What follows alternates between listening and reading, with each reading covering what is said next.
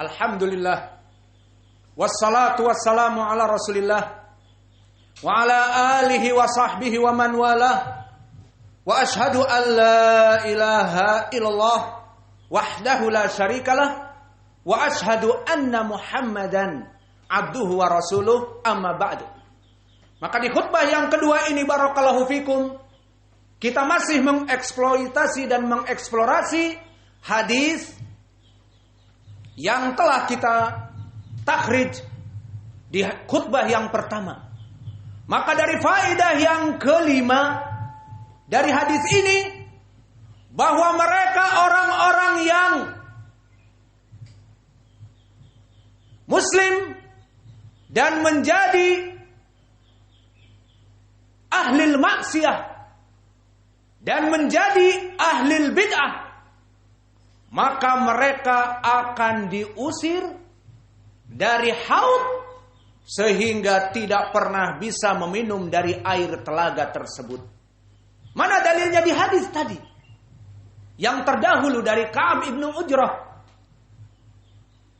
Faman fa'alu dzalik ay tasdiqan bikadzbihim wa aunan fi dzulmihim fa innahum laisu minni wa ana lastu minhum walam yarid ilayya al-haudha. Maknanya mereka itu aku berlepas diri darinya dan mereka tidak akan pernah mampir ke telagaku dan tidak akan pernah minum dari haudku.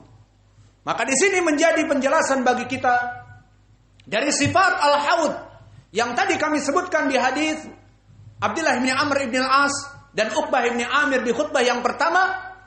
Maka di sini ada tambahan dari sifat al-haud. Apa sifat al-haud? Di dalam hadis yang lafaz terakhir ini, bahwa Nabi tidak menerima dari kaum muslimin, dari kelompok ahlul ma'asi dan ahlul bid'ah, untuk minum dari haudnya, untuk minum dan dijamu di telaganya. Maka siapa mereka? Orang-orang ahlul maksiyah dan orang-orang ahlul bid'ah. Maka kita katakan mereka keumumannya sama, globalnya sama, menyelisihi Allah dan Rasulnya. Seperti ucapan Allah Jalla wa'ala kepada dua sifat ini, falyahdzaril ladzina yukhalifuna an amrih. Maka beware, caution, hati-hati, jauhilah orang-orang yang menyelisihi sunnahnya Nabi. Maka yang menyelisihi sunnah Nabi dua perkara. Orang ahlul ma'asi, maka dia masuk minas syahawat, dari syahwatnya. Maka mereka para pezina, mereka para pemakan riba, mereka orang-orang yang meminum khamr ataupun merokok atau yang lainnya, masuk kepada ahlul ma'asi, dari syahwat menjadi maksiat. Dan yang kedua dari ahlul bid'ah. Dari ahlul bid'ah, apakah mereka melaksanakan kemaksiatan seperti tadi pelacur dan sebagainya? Bisa jadi tidak. Ahlul bid'ah bisa jadi orang yang sholat, bisa jadi orang yang berpuasa, namun masuk kesalahan dari as-subuhat, dari subhat, dari pemikiran yang sesat. Seperti mereka al-khawarij yang mengkafir-kafirkan kaum muslimin dan membuat bom bunuh diri dan membantai kaum muslimin, mengajak perang kepada pemerintah kaum muslimin di Poso dan yang lainnya seperti dulu. Maka mereka adalah orang-orang ahlul bidah. Jika kita lihat jidat-jidat mereka hitam, jabhatu sauda, karena salah. Dan kita mereka kurus krempeng. Haulan nuhaf yabta'iduna minal aql bisyam. Wa haula fi wujuhihim ta'ab, karena sahron layali bil qiyam. Maka mereka malam-malamnya tahajud, namun pemikiran mereka salah, mengkafirkan kaum muslimin, sehingga mereka membantai kaum muslimin membuat bom bunuh diri dan mati dengan dirinya dan orang lain, dan membantai polisi-polisi dan tentara sebagai penjaga keamanan, maka jenis dari kelompok ahlul bid'ah sama menyelisihi Nabi, namun masuk dari subuhat, dari pemikiran yang salah. Maka keduanya ahlul maksiat yang terbius dengan hawa nafsu, dan ahlul bid'ah yang terbius dengan subuhat, pemikiran yang salah, tidak mengikuti as-salafus saleh dari Al-Quran dan sunnahnya, maka mereka sama-sama menyelisihi Nabi. Dukhul fi umumiyatil ayah, falyahdharil ladina yukhalifuna an amrih an tusibahum fitnah au yusibahum adabun alim. Awas, mereka bisa dijadikan fitnah, hatinya cinta kepada kebid'ahan dan kemaksiatan, dan kelak diadab di dunia dan di hari akhirat. Wa haula ahlul bid'ah wa ahlul ma'asi masuk kepada keumuman yukhalifur rasul aidha. Wa may yushaqiqir rasul min ba'da ma tabayyana lahul huda wa yattabi' ghaira sabilil mu'minin nuwallihi ma tawalla wa nuslihi jahannam wa sa'at masira. Maka mereka orang-orang yang menyelisihi Nabi ay sunnah setelah tahu ini adalah sunnah dan diselisihi, dan menyelisihi ijma' kaum muslimin, jalan as-salafus saleh yang benar diselisihi dengan bid'ah, maka akan dibiarkan oleh Allah menjadi tersesat. Nuwallihi ma tawalla, biarkan mereka sesat. Falamma zaghu azaghallahu qulubahum, di saat mereka menyelimpang dari manhaj yang hak, sudah, biar sesat saja. Namun apa konsekuensi di hari akhirat? Masiruhu ilan nar, tempat mereka api neraka, wa bi'sal masir, seburuk-buruknya tempat kembali. Maka dari dua ayat yang kami misalkan, kembali kepada hadis dari Ka'ab ibnu Ujrah, maka disebutkan wa laisa yaridu ilayya al-haudah, maka mereka tidak akan mendatangi haudku dan mereka tidak akan minum dari haudku. Maka oleh sebab itu qad warada fil ahadits katsirah. Tentang apa? Tentang permasalahan ahlul bid'ah wa ahlul ma'asi matruduna minal haud. Bahwa kelompok ahlul bid'ah dan kelompok ahlul maksiyah, mereka akan terusir dari al-haud.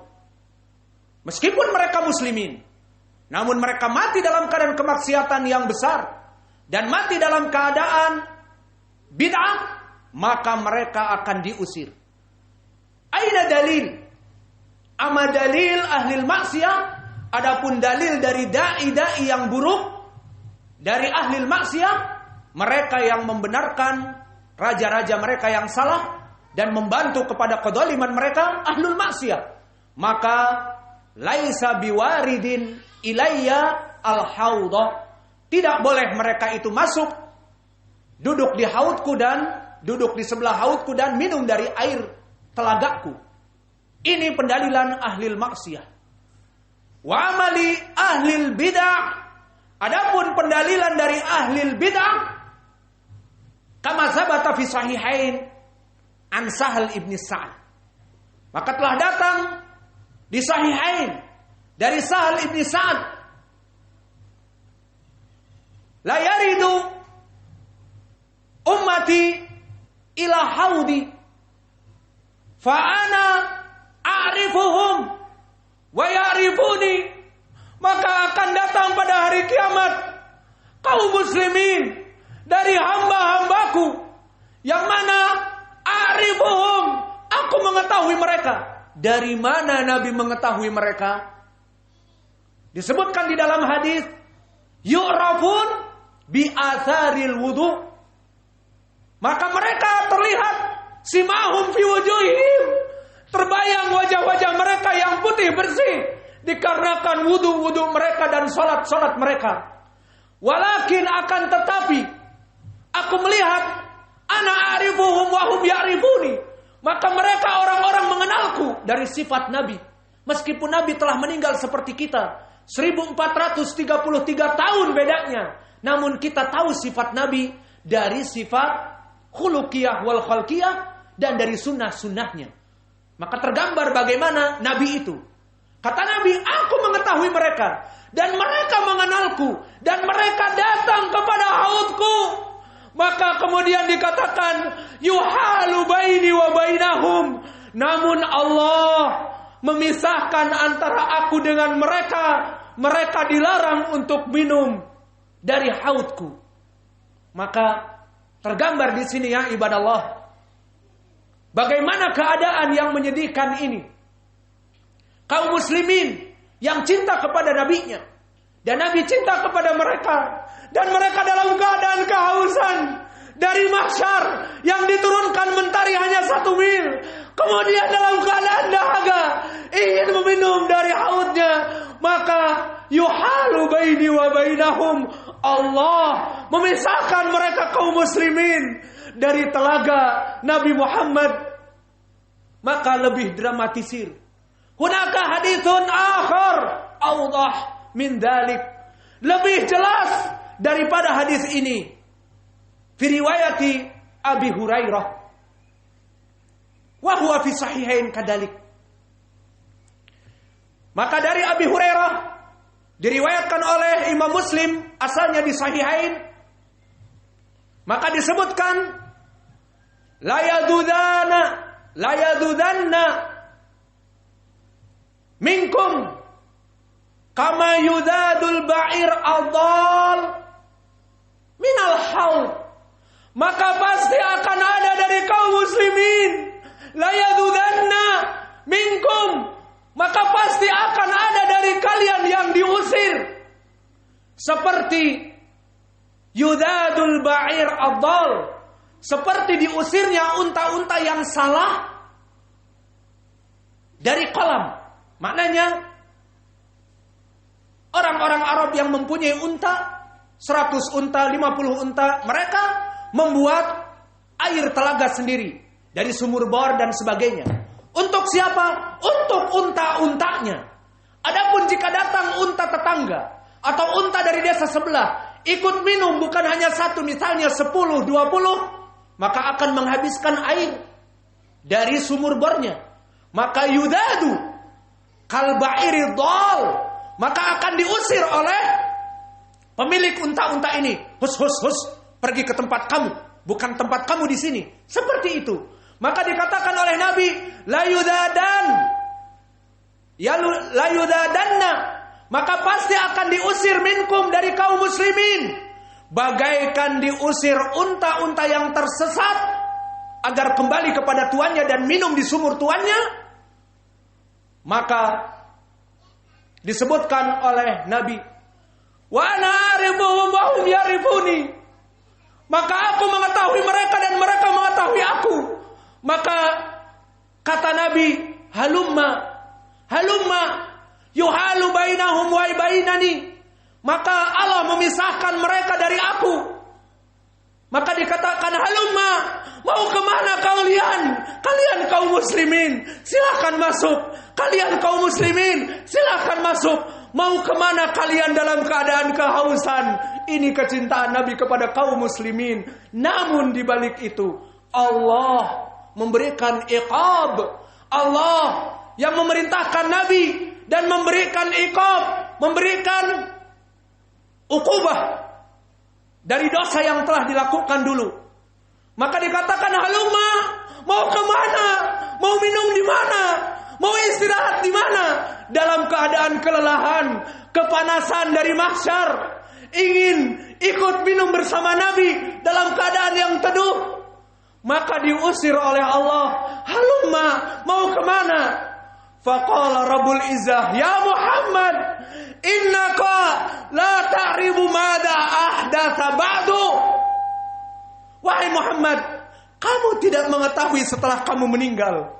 Maka agama Islam di saat Nabi meninggal masih dalam keadaan yang satu, tidak ada kebid'ahan, tidak ada kelompok-kelompok yang sesat.